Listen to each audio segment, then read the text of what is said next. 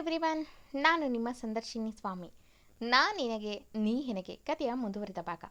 ಅದಕ್ಕೂ ಮೊದಲು ನನ್ನ ಕಥೆಗಳು ನಿಮಗೆ ಇಷ್ಟವಾಗಿದ್ದರೆ ತಪ್ಪದೆ ಕಮೆಂಟ್ ಮಾಡಿ, ಲೈಕ್ ಮಾಡಿ, ಶೇರ್ ಮಾಡಿ. ಹಾಗೆ ನನ್ನ ಚಾನಲ್ಗೆ ಹೊಸಬರಿದ್ದರೆ ಸಬ್ಸ್ಕ್ರೈಬ್ ಆಗಿ ಪಕ್ಕದಲ್ಲಿರುವ ಬೆಲ್ ಐಕನ್ನ ಕ್ಲಿಕ್ ಮಾಡಿ. ಇದರಿಂದ ನನ್ನೆಲ್ಲ ಕಥೆಗಳ ನೋಟಿಫಿಕೇಶನ್ ನಿಮಗೆ ಸಿಗುತ್ತೆ. ಸೊ ಬನ್ನಿ, ಕಥೆಯ ಮುಂದುವರಿದ ಭಾಗನ ನೋಡೋಣ. ಎಪಿಸೋಡ್ 161. ಇಂದಿನ ಸಂಚಿಕೆಯಲ್ಲಿ ಲಾರೆನ್ಸ್ ತಾನು ಬೇರೆ ಕ್ಯಾಸ್ಟ್ ಎಂದಿದ್ದಕ್ಕೆ ಇಂದು ಒಂದು ವಾಯ್ಸ್ ರೆಕಾರ್ಡ್ ಕೇಳಿಸಿದ್ಲು. ಅದರಲ್ಲಿ ನಯನ ಜೊತೆ ಇಂದು ಮಾತಾಡೋದು. ಅದರಲ್ಲಿ ನಯನ, ಜಾತಿ ಅನ್ನೋದು ಮನುಷ್ಯ ಮಾಡ್ಕೊಂಡಿರೋದು ಮೇಡಮ್.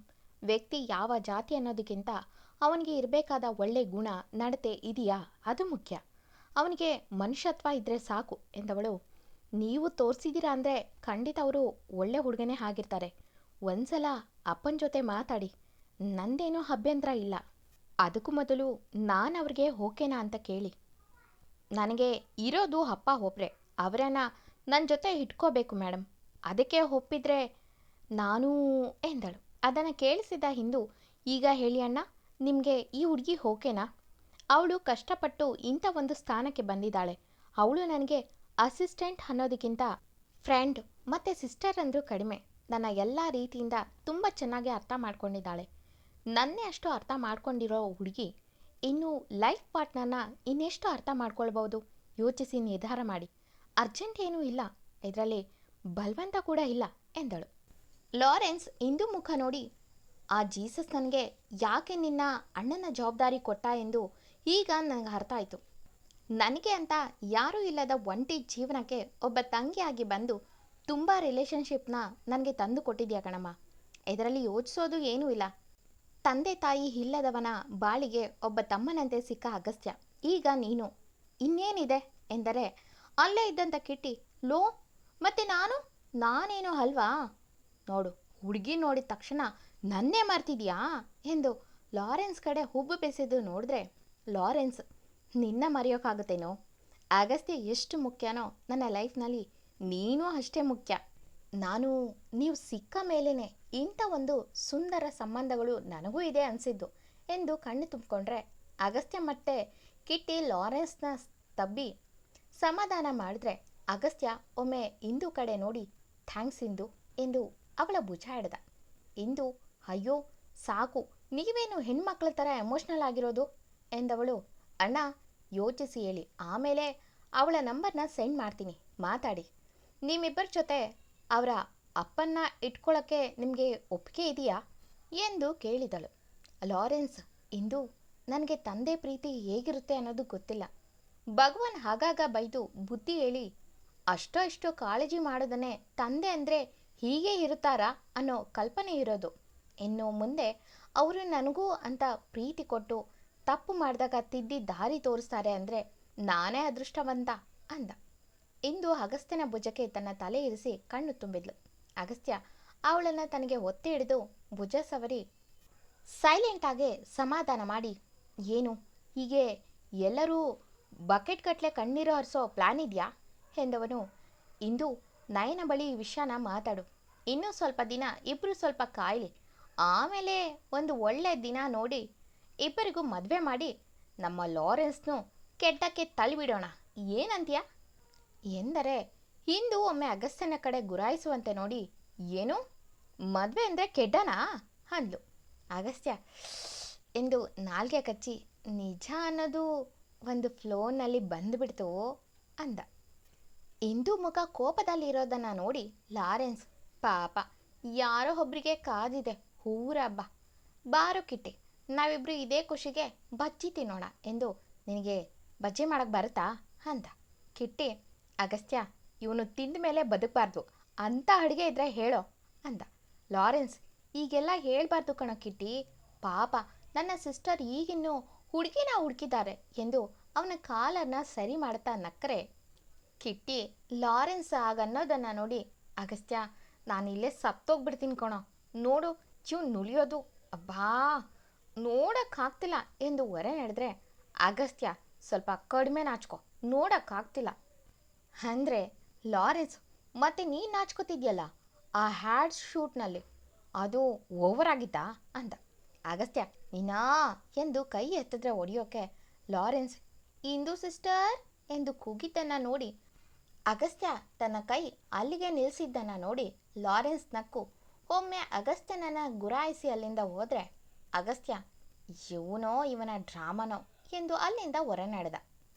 ಇಂದು ಕಿಟ್ಟಿ ಜೊತೆ ಸೇರಿಕೊಂಡು ಅಡುಗೆ ಮಾಡೋಕ್ಕೆ ಶುರು ಮಾಡಿದ್ರೆ ಅಗಸ್ತ್ಯ ಇನ್ನೊಂದು ಕಡೆ ತಾನು ಬಂದ ಕೆಲಸನ ಪೂರ್ತಿ ಮಾಡಬೇಕು ಎಂದು ನಿರ್ಧಾರ ಮಾಡಿ ಭಗವಾನ್ ಆಪೋಸಿಟ್ಗಳಿಗೆ ಬೇರೆ ಯಾರೋ ಎನ್ನುವಂತೆ ಕಾಲ್ ಮಾಡಿ ಇವನ ಬಿಸ್ನೆಸ್ ಡೀಟೇಲ್ಸ್ ಎಲ್ಲವನ್ನ ಲೀಕ್ ಮಾಡುತ್ತಿದ್ದ. ಕಾರಣ ಭಗವಾನ್ ಮಾತ್ರ ಅಲ್ಲ, ಯಾರೆಲ್ಲ ಇಲ್ಲೀಗಲ್ ಬಿಸ್ನೆಸ್ ಮಾಡುತ್ತಿದ್ದಾರೋ ಅವರೆಲ್ಲರನ್ನು ಕಮ್ಮಿಯಿಂದೇ ನಿಲ್ಲಿಸುವ ಉದ್ದೇಶವನದಾಗಿತ್ತು. ಇನ್ನೊಂದು ಕಡೆ ಇಂದು ಜನ್ಮ ರಹಸ್ಯದ ಬಗ್ಗೆ ತಿಳಿಯುವ ಸಲುವಾಗಿ ಯಾರನ್ನ ಬಿಟ್ಟಿದನೋ ಅವರಿಂದ ಇನ್ಫಾರ್ಮೇಶನ್ ಸಿಕ್ಕಿತ್ತು. ಅಗಸ್ತ್ಯ ಆ ವಿಷಯನ ಕೇಳಿ ಶಾಕ್ ಆಗಿದ್ದ.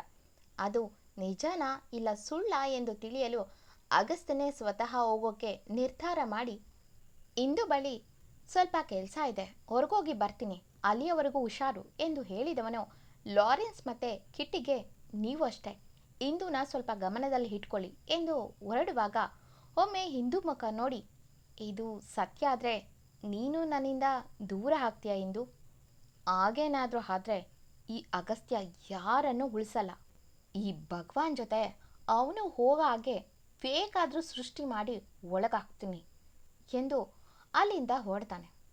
ಅಗಸ್ತ್ಯ ಹೋಗಿ ಇಂದು ಬಗ್ಗೆ ಪೂರ್ಣ ವಿವರನ ತಗೊಂಡವನ ಕೈಯಲ್ಲಿ ಇಂದು ಯಾರು ಎನ್ನುವ ಸತ್ಯ ತಿಳಿದಿದೆ. ಅಗಸ್ತ್ಯ ಅವತ್ತು ತುಂಬ ಯೋಚಿಸಿದ. ಈ ವಿಷಯ ಇಂದುಗೆ ಹೇಳಿದ್ರೆ ಇಂದು ಹೇಗೆ ರಿಯಾಕ್ಟ್ ಆಗ್ತಾಳೆ, ಇದರಿಂದ ನಾವಿಬ್ಬರು ಚೆನ್ನಾಗಿರ್ತೀವ ಎನ್ನುವ ಅನುಮಾನ ಮೂಡಿತು.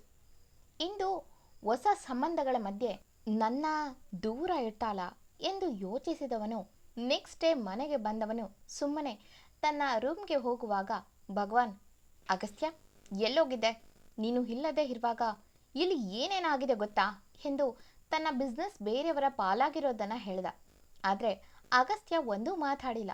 ಸೀದಾ ತನ್ನ ರೂಮ್ಗೆ ಹೋದವನು ಈಗಲೇ ಇಂದುಗೆ ಹೇಳ ಅನಿಸಿ ಲಾರೆನ್ಸ್ಗೆ ಇಂದುನ ಕಳಿಸು ಎಂದು ಮೆಸೇಜ್ ಮಾಡಿ ಮಲಗ್ದ.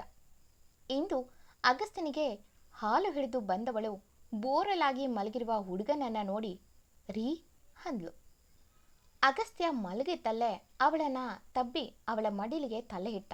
ಇಂದು ಒಮ್ಮೆ ಅಗಸ್ತ್ಯನನ್ನು ನೋಡಿ ಅವನ ತಲೆನ ನಿಧಾನಕ್ಕೆ ನೇವರಿಸಿ ಯಾಕೆ, ಏನಾಯಿತು, ಎಲ್ಲೋಗಿದ್ರಿ ಅಂದು ಕೇಳಿದ್ಲು.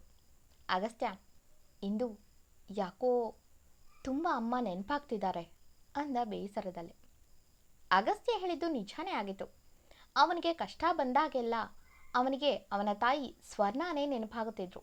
ಯಾಕಂದರೆ ಸ್ವರ್ಣ ಅವರು ಪ್ರತಿ ಪ್ರಾಬ್ಲಮ್ಗೂ ಒಂದು ಸೊಲ್ಯೂಷನ್ನ ಕಂಡು ಹಿಡಿತಿದ್ರು. ಈಗ ಅಗಸ್ತ್ಯನ ಪ್ರಾಬ್ಲಮ್ಗೆ, ಅವನ ಜೀವನಕ್ಕೆ ಅವರು ಮಾತ್ರ ಇಂಥ ಒಂದು ಸೊಲ್ಯೂಷನ್ನ ಕೊಡೋಕ್ಕೆ ಸಾಧ್ಯ ಇತ್ತು. ಇಂದು ಅವನ ತಲೆನ ಸಣ್ಣಗೆ ಮಸಾಜ್ ಮಾಡುತ್ತಾ ಅಮ್ಮನ ಯಾಕೆ ಮಿಸ್ ಮಾಡ್ಕೊಳ್ತಿದ್ದೀರಾ, ನಿಮ್ಮಿಂದ ಅಮ್ಮನ ದೇಹ ಹೋಗಿದೆ ವಿನಃ ಅವರ ಆತ್ಮ ನಿಮ್ಮನ್ನೇ ಸುತ್ತುತ್ತಿರುತ್ತೆ. ನಿಮಗೆ ಏನಾದರೂ ತೊಂದರೆ ಅನಿಸಿದ್ರೆ ಖಂಡಿತ 2 ನಿಮಿಷ ಕಣ್ಣು ಮುಚ್ಚಿ ಉತ್ತರ ಕೇಳಿದ್ರೆ ಕೊಟ್ಟೇ ಕೊಡ್ತಾರೆ ಅವರು ಎಂದಳು ದೃಢವಾಗಿ. ಅವಳ ಮಾತು ಕೇಳಿದ ಅಗಸ್ತ್ಯ ತಲೆ ಎತ್ತಿ ಒಮ್ಮೆ ಅವಳನ್ನೇ ನೋಡಿದರೆ ಹೌದಾ ಎನ್ನುವಂತೆ. ಇಂದು ಎಸ್, ಇದು ನಿಜ. ನಾನು ತುಂಬ ನೋವು ಬೇಜಾರಾದಾಗ ಸ್ವಲ್ಪ ಸಮಯ ಶಾಂತವಾಗಿ ಕೂತು ನನ್ನ ತಾಯಿನ ನೆನೆದು ನನ್ನ ಪ್ರಾಬ್ಲಮ್ನ ಹೇಳಿ ಏನು ಮಾಡೋದು ಅಂತ ಗೊತ್ತಿಲ್ಲ ಎಂದು ಕೂತಾಗ ನನಗೆ ಆ 2 ನಿಮಿಷದಲ್ಲಿ ಉತ್ತರ ಸಿಕ್ಕಿರುತ್ತೆ ಅಂದ್ಲು. ಅಗಸ್ತ್ಯ ತಕ್ಷಣ ಎದ್ದು ನಿಜವಾಗ್ಲೂ ಇಂದು ನನ್ನಮ್ಮ ನನಗೆ ಉತ್ತರ ಕೊಡ್ತಾರಾ ಎಂದ ಆಶ್ಚರ್ಯದಲ್ಲಿ. ಇಂದು ಎಸ್, ಒಂದ್ಸಲ ಟ್ರೈ ಮಾಡಿ, ಮನಸ್ಸನ್ನು ಸಮಚಿತ್ತದಲ್ಲೇ ಇಟ್ಟು ಶಾಂತ ಮನಸ್ಸಲ್ಲಿ ಕೇಳಿ, ಖಂಡಿತ ಅವರು ಉತ್ತರ ಕೊಡ್ತಾರೆ. ಯಾಕಂದರೆ ಅವರು ತಾಯಿಗಿಂತ ಬೇರೆ ದೇವರಿಲ್ಲ ರೀ. ಅವರು ನಮಗೆ ಸ್ವಲ್ಪ ನೋವಾದರೂ ಸಹಿಸೋಲ್ಲ. ಅವರು ಬದುಕಿದಾಗಲ್ಲ ನಮ್ಮಿಂದ ದೈಹಿಕವಾಗಿ ದೂರವಾದಾಗಲೂ ಅವರ ಆಸೆ ಅದೇ ಆಗಿರುತ್ತೆ. ನಾನು ನನ್ನ ಅಮ್ಮ ದೂರದಾಗಿಂದನೂ ಇದೇ ಟ್ರಿಕ್ನ ಫಾಲೋ ಮಾಡೋದು. ಒಮ್ಮೊಮ್ಮೆ ಅವಳ ಮಡಿಲಿಗೆ ತಲೆ ಇಟ್ಟು ಅಳಬೇಕು ಅನಿಸಿದಾಗಲೂ ಅವಳ ನವಿರಾದ ಕೈ ನನ್ನ ತಲೆನ ಸವರೋದು ಎಂದು ಯೋಚಿಸುವವಳ ಮುಖ ನೋಡಿದ ಅಗಸ್ತ್ಯ, ಥ್ಯಾಂಕ್ಸ್ ಇಂದು, ನಿನ್ನಿಂದ ಇವತ್ತು ನನ್ನ ಒಂದು ದೊಡ್ಡ ಪ್ರಾಬ್ಲಮ್ಗೆ ಉತ್ತರ ಸಿಕ್ಕಿದೆ ಎಂದನು. ಇಂದು ಓಕೆ, ಈಗ ಮಲಗಿ ಎಂದು ಅವನನ್ನು ಮಲಗಿಸಿ ಅಲ್ಲಿಂದ ಹೋಗ್ತಾಳೆ. ಅಗಸ್ತ್ಯ ಕಣ್ಣು ಮುಚ್ಚಿ ಒಮ್ಮೆ ತನ್ನ ತಾಯಿ ಸ್ವರ್ಣವರ್ಣನ ನೆನೆದು, ಅಮ್ಮ, ನೀನಿದ್ದಾಗಲೂ ನನ್ನ ಜೀವನ ಸುಖವಾಗಿರಲಿ ಅಂತಾನೆ ಬಯಸ್ತಿದ್ದೆ. ಈಗ ನೀನು ಬಯಸಿದಂತೆ ನಿನ್ನ ಮಗ ಇಂದೂನ ತುಂಬ ಪ್ರೀತಿ ಮಾಡ್ತಾನೆ ಅಮ್ಮ. ನಿನಗೂ ಗೊತ್ತು ನಾನು ಇಂದೂಯಿಂದ ದೂರ ಇರಲ್ಲ ಅಂತ. ಯಾಕಂದರೆ ನನ್ನ ಜೀವನದ ಸಂಗಾತಿ ಅವಳೇ ಅಮ್ಮ. ಅವಳು ಸ್ವಲ್ಪ ದೂರ ಇದ್ದರೂ ನನಗೆ ಸಹಿಸೋಕ್ಕಾಗಲ್ಲ ಅಮ್ಮ. ಅಂಥದ್ರಲ್ಲಿ ಇಂದು ಜನ್ಮ ರಹಸ್ಯದಿಂದ ಅವಳು ನನ್ನಿಂದ ದೂರ ಹೋಗ್ತಾಳ, ನಾನು ಅವಳನ್ನು ಕಳ್ಕೊತೀನ ಅನ್ನೋ ಪ್ರಶ್ನೆ ಕಾಡ್ತಿದೆ ಅಮ್ಮ ಎಂದವನ ಕಣ್ಣೀರು ಸಣ್ಣದಾಗಿ ಪಿಲ್ಲೋ ಮೇಲೆ ಬಿದ್ದಿತು. ಸ್ವಲ್ಪ ಸಮಯದ ನಂತರ ಅವನ ತಲೆನ ಸಣ್ಣದಾಗಿ ಸವರಿದ ಅನುಭವವಾಗಿ ಕಣ್ಣೀರು ನಿಂತಿತು. ಸ್ವರ್ಣ ಅವರು, ಯಾಕೋ ಮಗನೇ, ನಿನಗೆ ನಿನ್ನ ಪ್ರೀತಿ ಮೇಲೆ ನಂಬಿಕೆ ಇಲ್ವಾ ಅಂದರು. ತಕ್ಷಣ ಅಗಸ್ತ್ಯ, ಆಗಲ್ಲ ಅಮ್ಮ, ಅವಳು ಎಂದು ಮಾತು ಮುಂದುವರಿಸೋ ಮುನ್ನ, ಅಗಸ್ತ್ಯ, ಒಂದು ಮಾತು ಯಾವಾಗಲೂ ನೆನಪಲ್ಲಿ ಇಟ್ಕೋ, ನಮ್ಮನ್ನು ಪ್ರೀತಿಸೋರು ನಮ್ಮ ಜೊತೆ ಸದಾ ಇರ್ತಾರೆ. ನೀನು ಇಂದು ಮೇಲೆ ನಂಬಿಕೆ ಇಡು ಮಗನೇ. ಅವಳು ಈ ಸ್ವರ್ಣ ಪಟೇಲ್ ಸೊಸೆ ಕಣೋ. ಅವಳು ಯಾವತ್ತೂ ನಿನ್ನ ಬಿಟ್ಟು ಹೋಗಲ್ಲ. ಸ್ವಲ್ಪ ಯೋಚಿಸು, ನಿನ್ನ ಬಿಟ್ಟು ಹೋಗಲೇಬೇಕು ಅಂದಿದ್ರೆ ಅವಳು ಯಾವತ್ತೋ ನಿನ್ನಿಂದ ದೂರ ಆದ ದಿನವೇ ಬೇರೆಯವರನ್ನ ಮದುವೆ ಆಗ್ತಿದ್ಲು. ಬಟ್ ನನ್ನ ಸೊಸೆ ಅಪ್ಪಟ ಚಿನ್ನ ಕಣೋ. ಅವಳ ಪ್ರೀತಿ ನಿನಗೆ ಮಾತ್ರ. ಒಂದು ಕಡೆ ನಿನ್ನು, ಇನ್ನೊಂದು ಕಡೆ ಇಡೀ ವಿಶ್ವವನ್ನೇ ತುಲಾಭಾರ ಮಾಡಿದ್ರೆ ಅವಳು ಚೂಸ್ ಮಾಡೋದು ನಿನ್ನೆ ಕಣೋ ದಡ್ಡ ಮಗನೇ. ಈ ಥರ ಆಲೋಚನೆ ಬಿಟ್ಟು ನಿನ್ನಲ್ಲಿ ಎದ್ದಿರುವ ಗೊಂದಲಕ್ಕೆ ವಿದಾಯ ಹೇಳಿ ಅವಳ ಜೊತೆ 100 ಕಾಲ ಖುಷಿಯಾಗಿರು ಮಗನೇ ಎಂದವರು, ಇರು ಏನೋ ಇರ್ತೀಯ ಕೂಡ ಎಂದವರ ಕೈ ಹಿಡಿದ ಅಗಸ್ತ್ಯ, ಥ್ಯಾಂಕ್ಸ್ ಅಮ್ಮ ಎಂದು ಅವರನ್ನು ನೋಡೋಕೆ ತಿರುಗ್ದ. ತಕ್ಷಣ ಅವರಿಲ್ಲ. ವಾಸ್ತವದಲ್ಲಿ ಅಗಸ್ತ್ಯ ಕಣ್ಣು ತೆರೆದು ಅಮ್ಮ ಎಂದು ಎದ್ದು ಕೂರ್ತಾನೆ. ತಕ್ಷಣ ಅವನ ಕೈಗಳನ್ನು ಯಾರೋ ಹಿಡಿದ ಅನುಭವವಾಗಿ ತಿರುಗಿ ನೋಡಿದ್ರೆ ಅಲ್ಲಿ ಹಿಂದು ಕೂತಿದ್ಲು. ಎಂದಿನಂತೆ ಕತೆ ಮುಂದುವರಿಯೋದು. ಈ ಕತೆ ನಿಮಗೆ ಇಷ್ಟವಾಗಿದ್ದರೆ ತಪ್ಪದೆ ಕಮೆಂಟ್ ಮಾಡಿ, ಲೈಕ್ ಮಾಡಿ, ಶೇರ್ ಮಾಡಿ. Thank you for watching.